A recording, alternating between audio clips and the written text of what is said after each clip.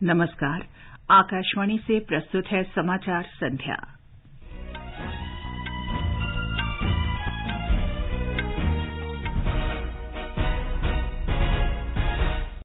प्रधानमंत्री नरेंद्र मोदी इंडोनेशिया पहुंचे G20 शिखर सम्मेलन में वैश्विक मुद्दों पर विचार विमर्श करेंगे। गुजरात में विधानसभा चुनाव के पहले चरण के लिए नामांकन पत्र दाखिल करने की प्रक्रिया संपन्न। खुदरा मुद्रास्फीति 6.77% पर। COP27 में भूपेंद्र यादव ने कहा, पर्यावरण के लिए जीवन शैली लाइफ वैश्विक जन आंदोलन है जो व्यक्तिगत स्तर पर पर्यावरण अनुकूल जागरूक जीवन शैली को बढ़ावा देता है। Vocal for local, local to global विषय के साथ भारत अंतर्राष्ट्रीय व्यापार मेला आज से आरंभ। स्पेनिश फिल्म निर्देशक और लेखक कार्लोस सौरा को गोवा में 53वें भारतीय अंतर्राष्ट्रीय फिल्म महोत्सव में सत्यजीत रे लाइफ टाइम अचीवमेंट अवार्ड से सम्मानित किया जाएगा। टेबल टेनिस खिलाड़ी अचिंत्य कमल को मेजर ध्यानचंद खेल रत्न पुरस्कार 2022 से सम्मानित किया जाएगा।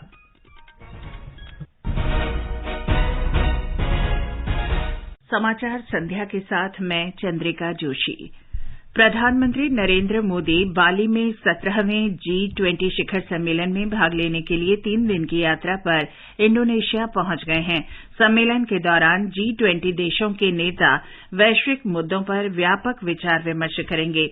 सम्मेलन का विषय है रिकवर टुगेदर, रिकवर स्ट्रांगर, यानी संकट के साथ मिलकर और मजबूत होकर उभरें।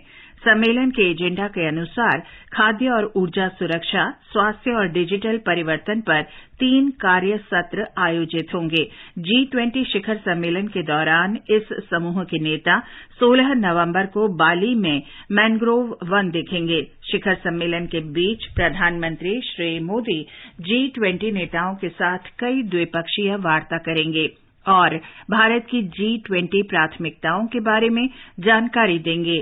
प्रधानमंत्री बाली में भारतीय समुदाय के लोगों को संबोधित करेंगे और उनसे संवाद करेंगे। शिखर सम्मेलन के समापन सत्र में इंडोनेशिया के राष्ट्रपति प्रतीकात्मक रूप से प्रधानमंत्री श्री मोदी को G20 समूह की अध्यक्षता सौंपेंगे। भारत इस वर्ष 1 दिसंबर को औपचारिक रूप से G20 की अध्यक्षता संभालेगा। गुजरात में विधानसभा चुनाव के पहले चरण के लिए नामांकन पत्र दाखिल करने की प्रक्रिया आज समाप्त हो गई। इस चरण में राज्य के जिलों की 89 सीटों के लिए 1 दिसंबर को वोट डाले जाएंगे। एक रिपोर्ट। आज नामांकन पत्र भरने वाले भाजपा के प्रमुख उम्मीदवारों में राज्य के स्वास्थ्य मंत्री किशोर कानाणी, गृह राज्य मंत्री हर्ष संघवी, क्रिकेटर रविंद्र जडेजा की पत्नी रीवाबा जडेजा शामिल हैं। वहीं कांग्रेस की ओर से पूर्व नेता प्रतिपक्ष परेश धानाणी और अर्जुन मोरवाडिया ने नामांकन भरे। आपके मुख्यमंत्री पद के उम्मीदवार ईसुदान गढ़वी ने भी देवभूमि द्वारका की खंबालिया सीट से अपना नामांकन पत्र दाखिल किया। इस बीच एनसीपी के एकमात्र मौजूदा विधायक कांधल जडेजा ने आज पार्टी से इस्तीफा देकर कोटियाना सीट से निर्दलीय उम्मीदवार के रूप में अपना नामांकन दाखिल कर दिया। अपर्णा खूंट के साथ संजीव शर्मा, आकाशवाणी समाचार, अहमदाबाद। उपभोक्ता मूल्य सूचकांक पर आधारित खुदरा मुद्रास्फीति दर अक्टूबर माह में कम होकर 3 महीने के निचले स्तर 6.77% पर आ गई। सांख्यिकी और कार्यक्रम कार्यान्वयन मंत्रालय के आज जारी आंकड़ों के अनुसार मुख्य तौर पर सब्जियों और पेय पदार्थों की कीमतें गिरने से खुदरा मुद्रास्फीति की कमी दर्ज की गई। सितंबर में खुदरा महंगाई दर 7.41% थी।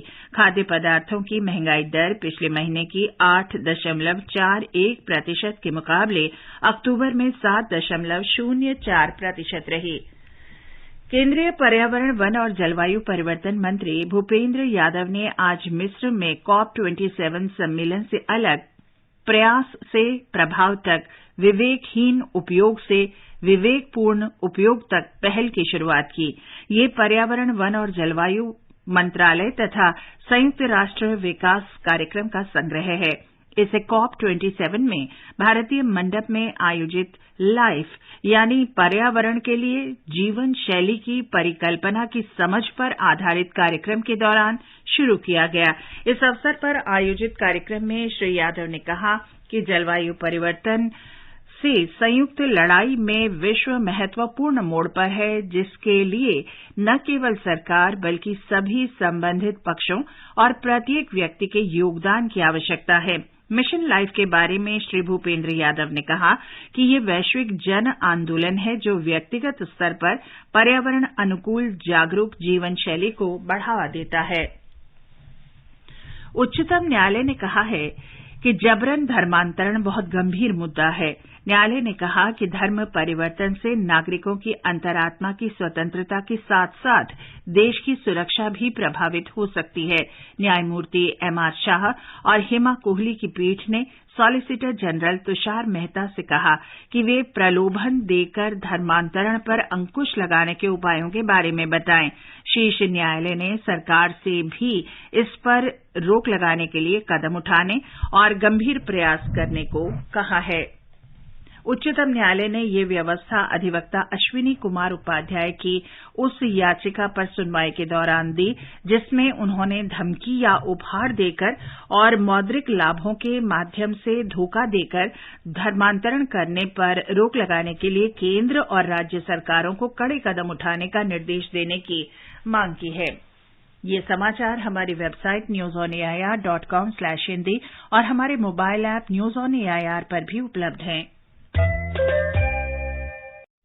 समाचार संध्या में आपका फिर स्वागत है। राष्ट्रपति द्रौपदी मुर्मू जनजातीय गौरव दिवस के अवसर पर कल झारखंड के उलीहाटू गांव में भगवान बिरसा मुंडा को श्रद्धांजलि अर्पित करेंगी। केंद्र सरकार ने जनजातीय समुदायों के योगदान की स्मृति में प्रत्येक वर्ष 15 नवंबर को जनजातीय गौरव दिवस मनाने की घोषणा की है। ये आने वाली पीढ़ियों को सांस्कृतिक विरासत और राष्ट्रीय गौरव के संरक्षण के लिए प्रेरित करेगा। राष्ट्रपति कल मध्य प्रदेश के शहडोल में जनजातीय समागम को भी संबोधित करेंगे। राष्ट्रीय स्वयंसेवक संघ आरएसएस के सरसंघ चालक डॉ मोहन भागवत ने आज छत्तीसगढ़ के जशपुर कस्बे में जनजातीय स्वाधीनता सेनानी बिरसा मुंडा की प्रतिमा पर पुष्पांजलि अर्पित की। उन्होंने दिवंगत पूर्व सांसद कुमार दिलीप सिंह जूदेव की प्रतिमा का भी अनावरण किया। कल जनजातीय गौरव दिवस के अवसर पर डॉ भागवत एक पथ संचालन में शामिल होंगे। 41वां भारत अंतर्राष्ट्रीय व्यापार मेला आज से नई दिल्ली के प्रगति मैदान में शुरू हो गया है। वाणिज्य और उद्योग मंत्री पीयूष गोयल ने मेले का उद्घाटन किया। इस अवसर पर वाणिज्य और व्यापार राज्य मंत्री अनुप्रिया पटेल और सोम प्रकाश भी उपस्थित रहे। व्यापार मेला 27 नवंबर तक चलेगा। मेले के उद्घाटन के बाद वाणिज्य और उद्योग मंत्री पीयूष गोयल ने कहा कि भारत विश्व के महत्वपूर्ण देश के रूप में उभरा है और भविष्य में विश्व का नेतृत्व करेगा। उन्होंने कहा कि देश आत्मनिर्भरता की तरफ बढ़ रहा है। उन्होंने कहा कि आर्थिक गतिविधियों के विकास में स्थानीय उद्योग महत्वपूर्ण हैं।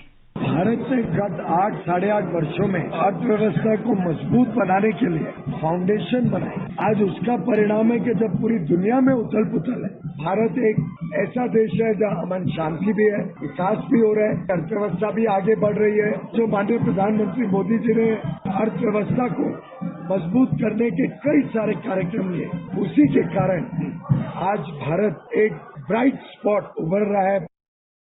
मेले में Afghanistan, Bangladesh, Bahrain, Belarus, Iran, Nepal, Thailand, तुर्की, संयुक्त अरब अमीरात और ब्रिटेन सहित 12 देश हिस्सा ले रहे हैं। मेले का पहला 5 दिन विशेष रूप से व्यावसायिक दिनों के लिए आरक्षित रखा गया है। वहीं आम लोगों के लिए यह 19 नवंबर से खुलेगा। मेले का समय सुबह 10 बजे से शाम 7:30 बजे तक निर्धारित है। व्यापार मेले में प्रवेश के लिए टिकट दिल्ली मेट्रो के 67 स्टेशनों से खरीदे जा सकते हैं। आम दिनों में छुट्टियों वाले दिन टिकट की दर बड़े लोगों के लिए 150 रूपये और बच्चों के लिए 60 रूपये होगी। वहीं सप्ताह के बाकी दिनों में प्रति व्यक्ति टिकट की दर 80 रूपये और बच्चों के लिए 40 रूपये रखी गई है। दिव्यांग और वरिष्ठ नागरिकों के लिए मेले में प्रवेश निःशुल्क होगा। आनंद कुमार, आकाशवाणी समाचार, दिल्ली। नीति आयोग के सदस्य डॉ वीके पॉल ने नई दिल्ली में 41वें भारत अंतर्राष्ट्रीय व्यापार मेले में स्वास्थ्य मंडप का उद्घाटन किया। स्वास्थ्य और परिवार कल्याण मंत्रालय के इस वर्ष के पवेलियन का विषय है heal in India, heal by India. अभी समाचार मिला है कि मिजोरम में चट्टाने खिसकने की घटना में 15 लोग दब गए हैं।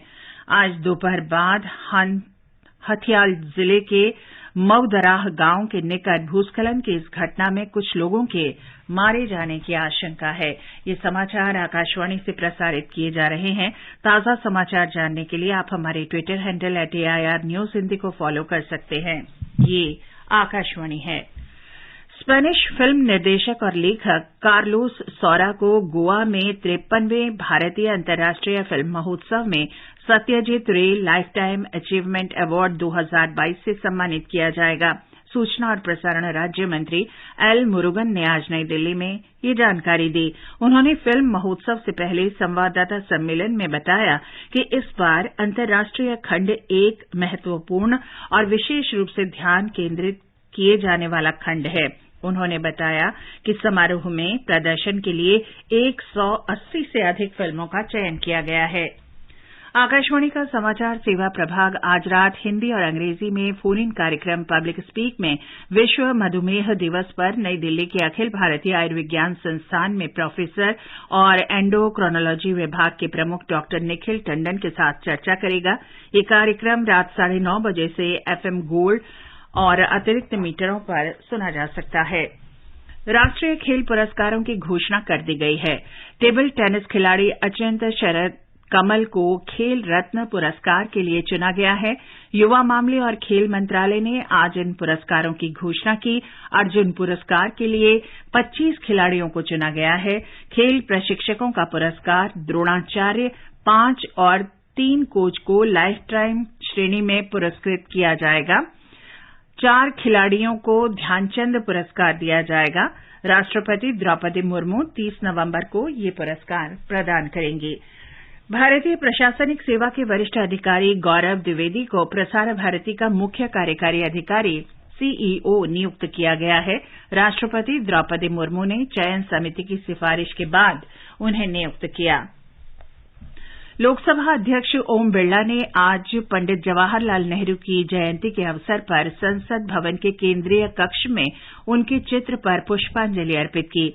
राज्यसभा में विपक्ष के नेता मल्लिकार्जुन खड़गे, सांसद और पूर्व सांसदों ने पंडित जवाहरलाल नेहरू को श्रद्धा सुमन अर्पित किए।